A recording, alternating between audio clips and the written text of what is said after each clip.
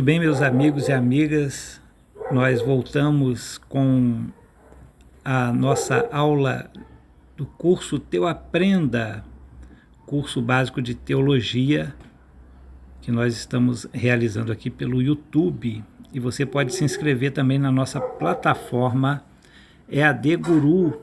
Nós vamos colocar o link aqui abaixo para você entrar lá na nossa plataforma e também se associar através da plataforma e continuar aqui no YouTube estudando conosco até o final deste curso. Nós não temos um prazo limite para terminar, né? Mas esperamos estar continuando aqui este curso. Nós tivemos aí no mês de janeiro de 2022 um tempo de parada, né? Nós paramos por algum tempo, mas vamos continuar agora no mês de fevereiro. Então, essa é a 8ª aula que fala sobre o renascimento. Então, nós vamos ver aqui sobre o que foi o renascimento, né? Foi uma época em que, de certa forma, praticamente o mundo todo, né? No período de cerca de 1400 anos, esteve numa transição do mundo greco-romano e passou por um período histórico chamado medieval, ou Idade Média, onde as estruturas sociais eram feudais, ou se tornaram feudais.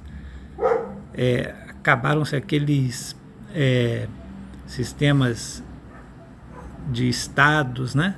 Impérios, como por exemplo havia o Império Romano, né? E ele decaiu, né?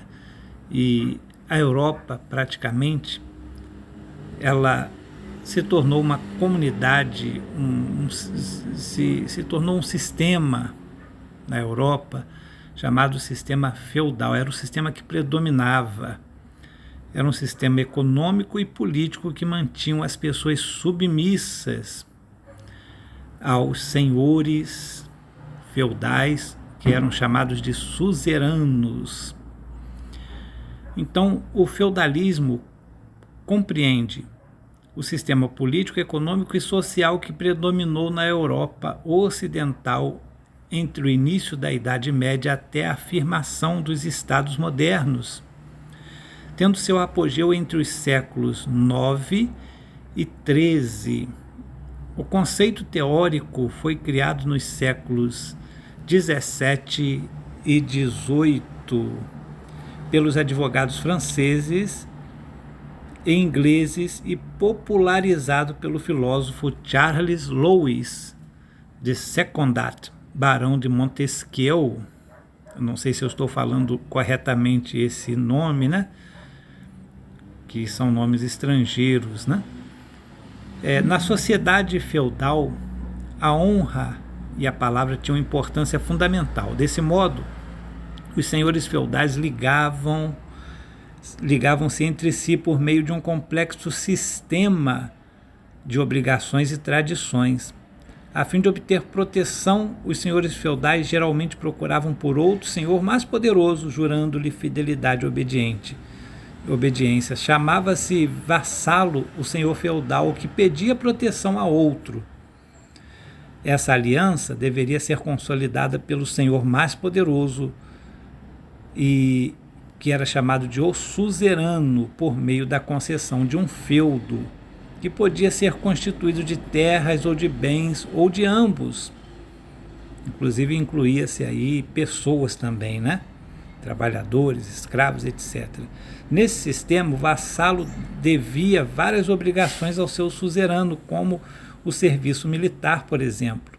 Por essa razão, quanto maior o número de vassalos, maior o prestígio e o poder de um suzerano.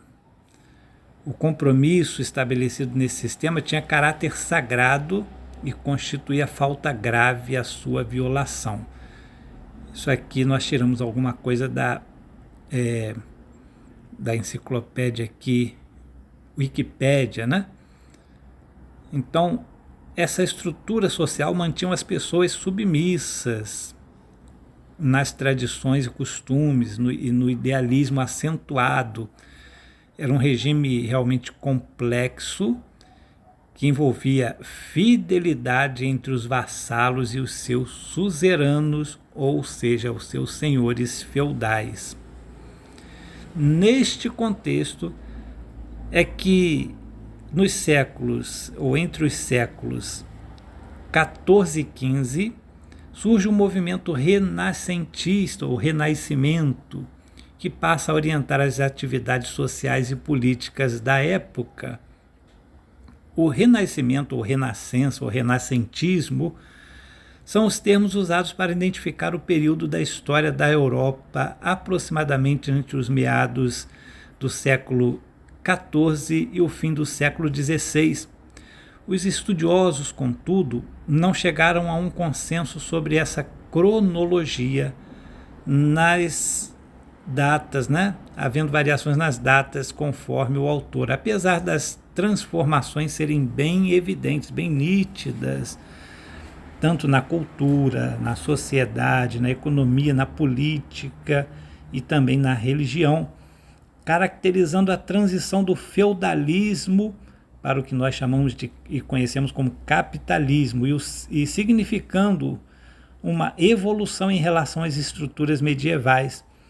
O termo é mais comumente empregado para descrever seus efeitos nas artes, na filosofia e nas ciências.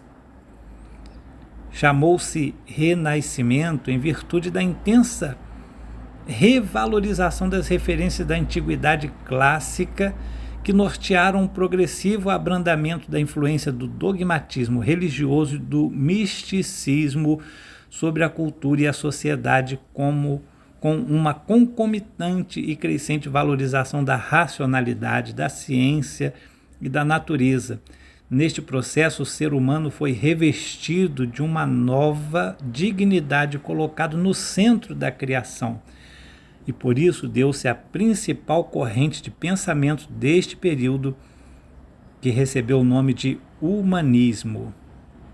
É também neste contexto que começaram a surgir as ideias religiosas que contrariavam as crenças até então expostas por religiosos, ou seja, principalmente pela Igreja Católica, que dominava aquele sistema feudal e que tinha o domínio do pensamento religioso naquele período.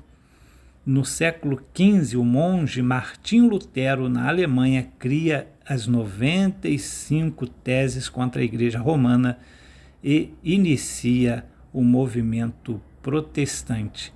Então aqui nós chegamos ao fim de mais uma aula sobre o renascentismo. Falamos sobre o feudalismo, sobre o início do capitalismo e o renascentismo na Europa.